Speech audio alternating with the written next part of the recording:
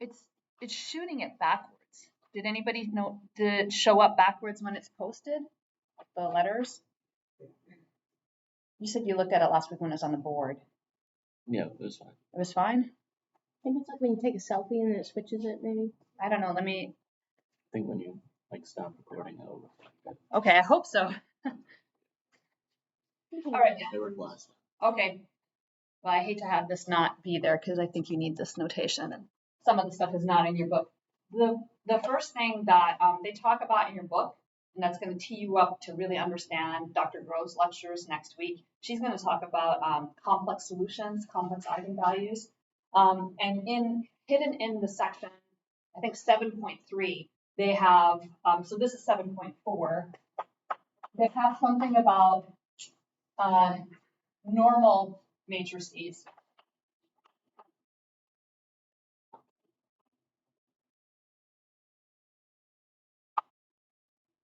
And these are matrices.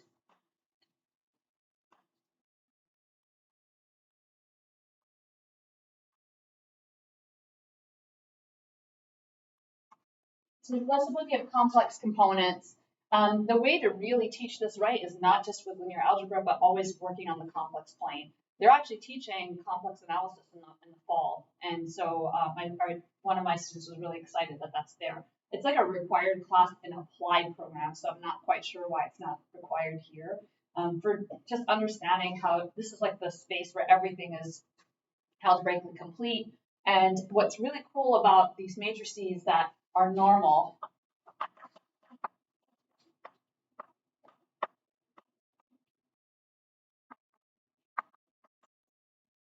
this is true, that it commutes with its adjoint, and A star has complex conjugate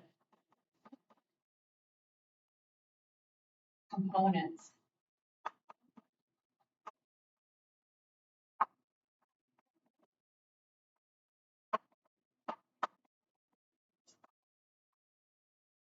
So that's what you get. What's important about these matrices, they also talk about self-adjoint matrices, and they give you some properties of those self-adjoint matrices. What's important about these kind of matrices is there's a mapping from the eigenvalues of these matrices to the complex plane. So for every matrix, the set of eigenvalues gets mapped to the complex plane. Complex analysis is calculus over the complex plane. So a lot of the same things that you guys did in 104, you can do with complex numbers too. Like you have derivatives, you have Taylor series, all of that stuff still works. And if you have this identification, then you can do calculus over the top of these matrices. You can talk about what it means to actually have a power rule for matrices. So that's actually my top favorite theorem. It's called the spectral mapping theorem. You can ask your other professors what's your favorite theorem. They always have one topper. This is my one.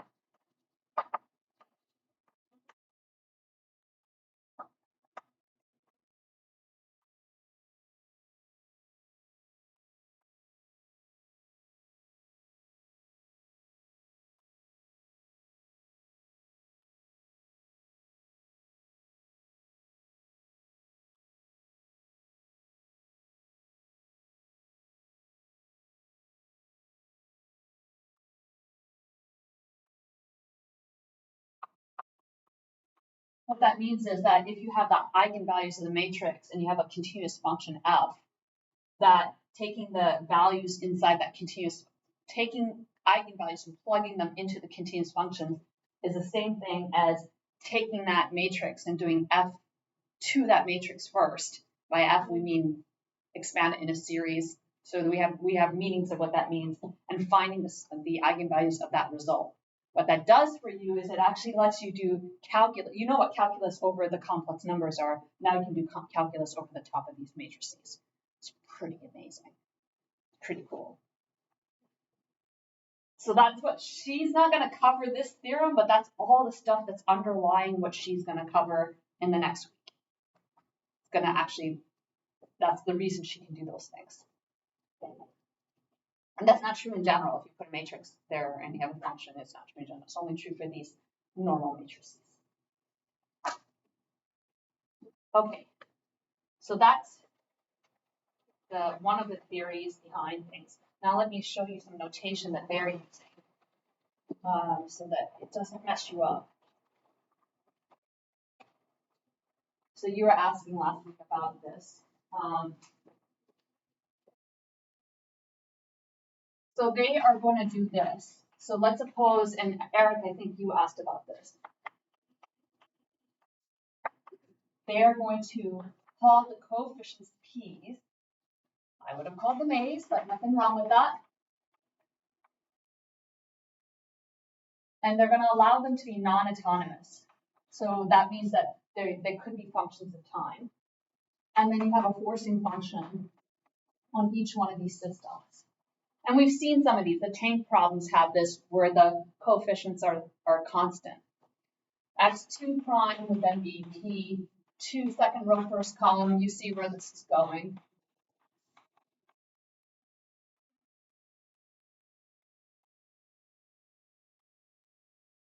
And then dot, dot, dot, xn prime is equal to pn1 of t plus dot, dot, plus pnn of t, n plus gn of t. And then you pop that into a matrix form.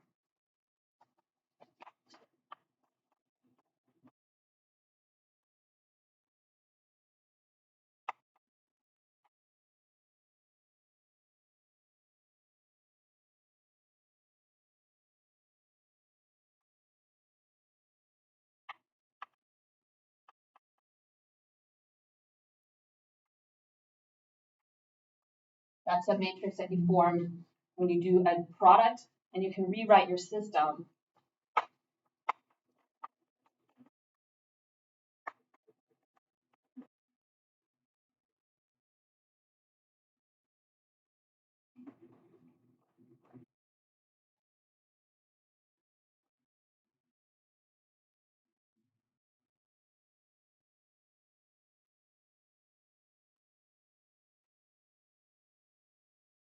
into this. So it looks like I think they used the P because that's what they used earlier when you just had a one-dimensional equation. I felt like they used Q's too somewhere there, but maybe I'm wrong. But they used G for the forcing function. They used P for the coefficient when it was just one-dimensional. So they're trying to get this to look like one-dimensional equations. Do you guys remember the order of things when, like how they showed you and how we showed you? Actually, we didn't start off with this first. We started off with something else first, and then, in fact, your problem number one on your quiz, which you can opt out of doing well on, has this issue, right? Like you need a two-step process. You don't work with the G right away. What do you do first? Like the undetermined coefficients? Yeah, what's the process in that? So homogeneous equations. Homogeneous equations first. So you consider the case where G is 0. So that's exactly where the book is starting too. They're starting with G equals 0.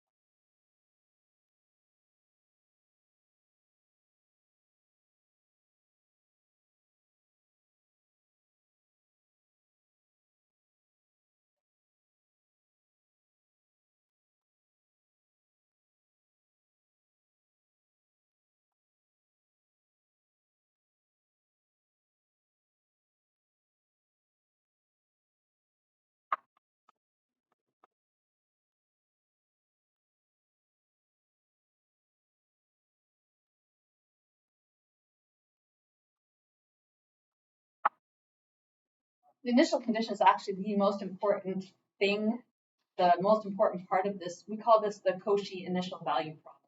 That's the name of this.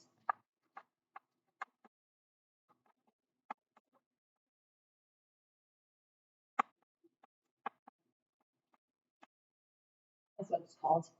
It tells you where the phase portrait or the phase space lives. So when you were in Jedi math, I think in the end of 104, you draw face portraits. So if it was a two-dimensional equation, you draw a two-dimensional drawing. So how do you know where things live? Well, it's from the initial condition. So here you can't draw in 4 or 5 dimensions. Apparently my Calc 3 teacher thought he could. He said there's something in his head. It's not coming across to me, but this tells you that the face space is n-dimensional. And it's Rn. And I'll show you in a second, that doesn't always have to be the case when you write something down. You can write something very simple down that doesn't have this nice property. So this is nice.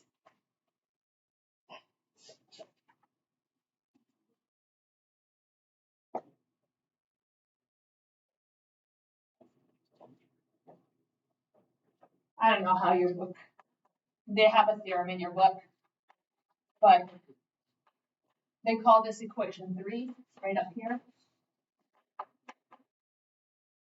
This is the notation they use for the solution.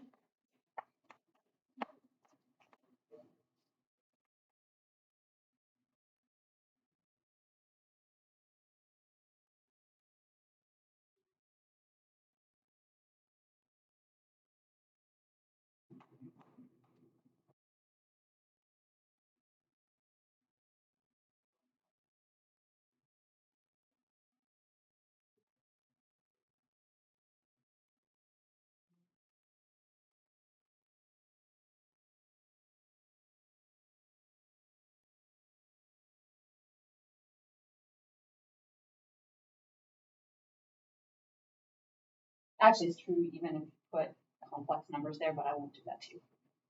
So this is going to be any linear combination of solutions is another solution. I think you guys got this too for one dimension. So it might have been Dr. Gross when she did super positioning. If she did that for one dimension, that doesn't sound familiar.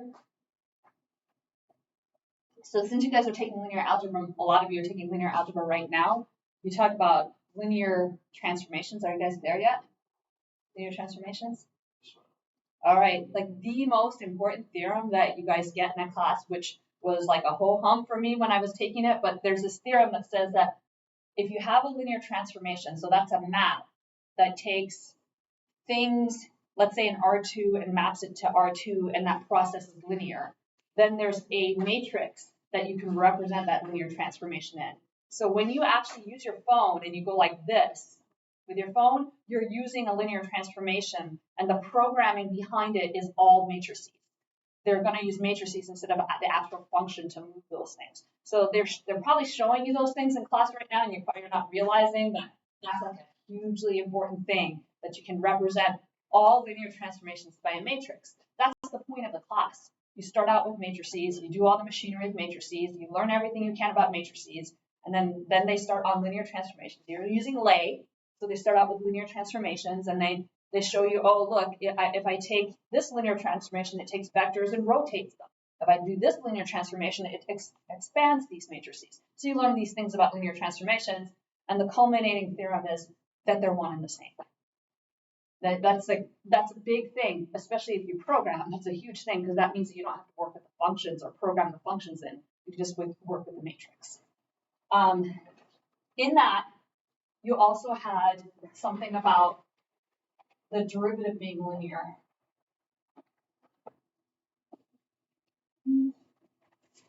Because they want to give you examples of things that are not just transformations that are from Rn to Rm. So they'll give you one that says, prove that the derivative is linear. And actually, if you go back to Stewart, if you ever kept Stewart, they had that theorem inside the book that taking the derivative of two functions separate, like the sum of two functions, is the same thing as taking the derivative separately.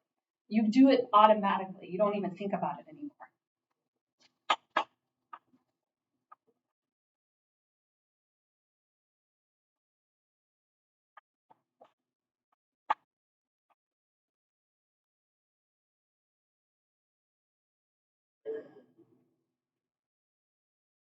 I'm just going to say linear.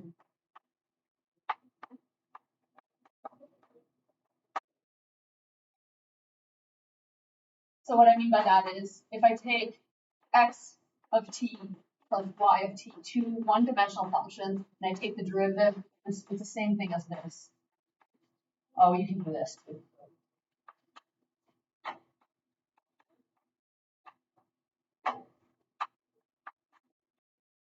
You just do it. So to prove this theorem, you need that property. You put C2 in front of Y2 as well? You don't need to. So again, I'm the laziest person in the world when it comes to math. So if I have to prove something's linear,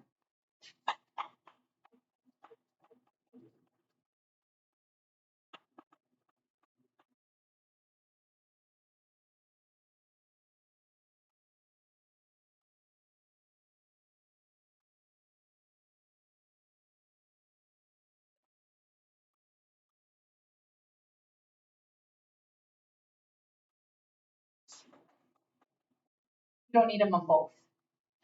I don't know. I think Lay probably shows you both, but you can prove that doing them to both is the same as doing it to just one, right? Because you can just scale the other one out. So when I have to show something linear and I want to do it in one line, that's what I do. I just pump it right through that definition. I think David Lay has the same definition, but he might have like alpha 1, alpha 2, alpha 3. Like if you have n vectors that you can swipe that t right through and apply it to the x.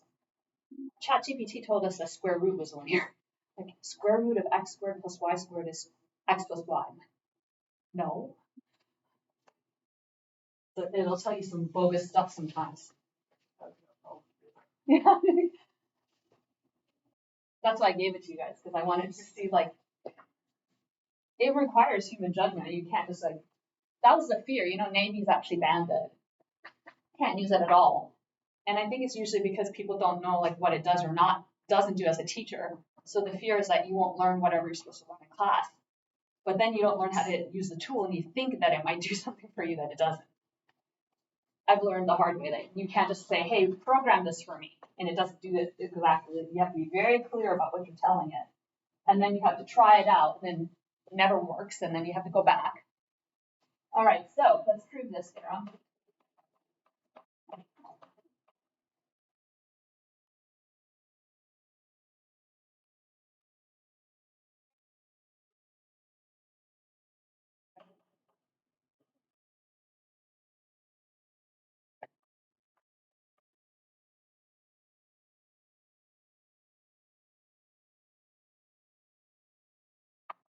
It's the B solution to this guy right here.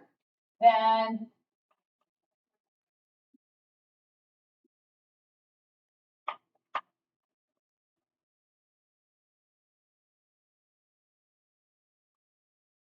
should put factors. They hold it in your book.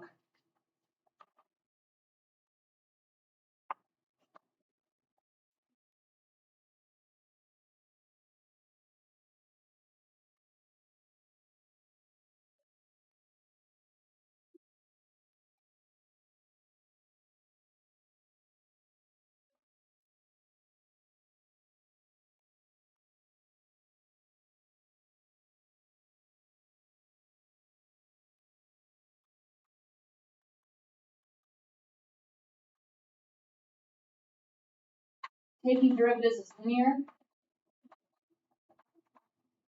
So I can do that. I can split them off. Same reason I can do this.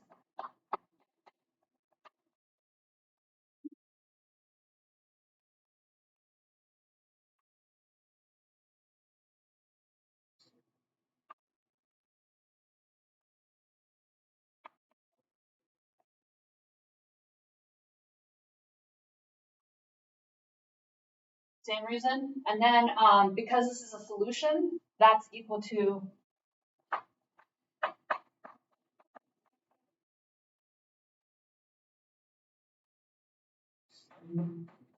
that's where you plug it back in and it works.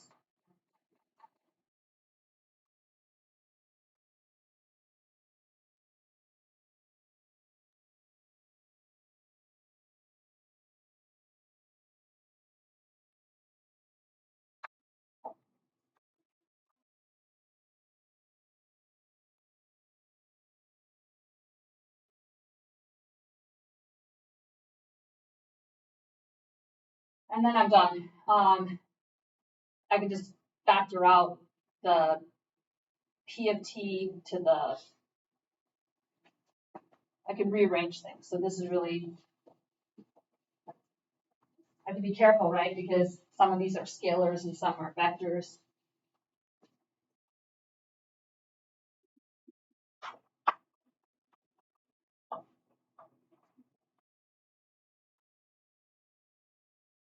I can do that because P of T is linear.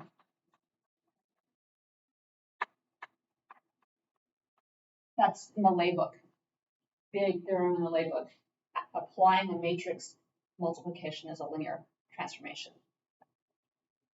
Done. I've shown that the derivative of the sum is P of T times the sum.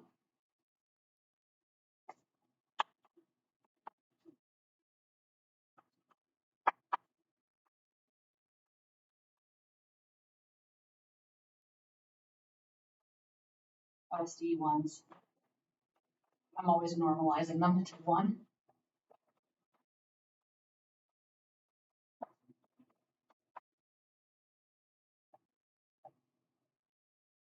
You just have to be careful. Well, actually, PT is not a vector order. It's a matrix, it's an by matrix. Then you just have to be careful to like keep the orders. Yes, right. So when I move the PT out to the left, I'm allowed to do this. That's in your David Lay book. That you're allowed to take, right. But I didn't take it to the right because then the matrix multiplication doesn't make sense. So I took it to the left. And then this constant can be factored into that vector by components. So this is just a vector. So this is n by 1, this is n by n. The matrix multiplication makes sense. Actually, that's how I used to grade linear algebra. I know who my failing students are when they don't know where the matrix, they start writing weird things. If they do a division by matrix, we're like, oh boy. I'll look at it and go, oh boy, this is going to the bottom of the stack. I'm grading this last.